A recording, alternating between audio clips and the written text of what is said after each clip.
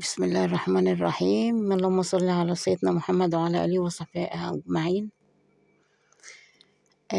طبعا ما تنسوش اللايك والشير، كلمة تحت الفيديو. النهاردة طبعا عملنا وجبات الخير، عملنا بطاطس مكعبات، عملنا رز بشعرية، وعملنا فراخ. كل سنة وانتم طيبين، ربنا يعود عليكم الأيام بخير يا رب، ويجعله رمضان سعيد عليكم. طبعا الوجبات زي ما انتوا شايفينها كده ما شاء الله تفتح النفس. الوجبة ما شاء الله بتشبع، يعني بتكفي الفرد. الحمد لله بنعمل وجبة كويسة معها عصير. البطاطس اهيت ما شاء الله، بطاطس مكعبات. طبعا بنعمل الحاجة بنظافة والحاجة كويسة جدا وزي ما انتوا شفتوا الوجبة طالعة عاملة ازاي. هنا طبعا الرز بالشعرية، بسم الله ما شاء الله، شايفين الرز عامل ازاي.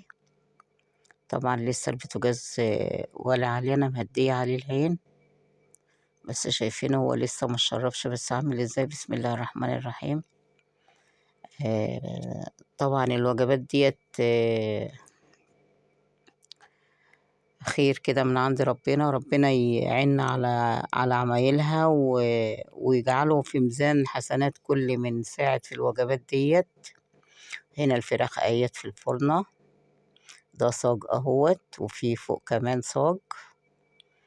بسم الله الرحمن الرحيم. هنا انا مولعه الشوايه بس، بصوا كده، بسم الله الرحمن الرحيم. الاكل شكله حلو كده وشكله يفرح. الف هنا وشفا لكل اللي ياكل منه. ربنا يوسع على كل اللي بيساعد في الوجبات دي ان هي تطلع.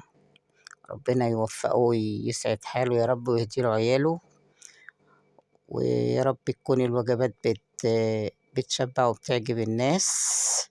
والوجبات دي احنا بنفرق معظمها في البيوت، في ناس حوالينا بنفرقها في البيوت للأسر. فربنا كريم يا رب ويعيننا ويجعله رمضان خير عليكم يا رب. وما تنسوش كمان مرة لايك والشير عشان القناة تكبر بيكم.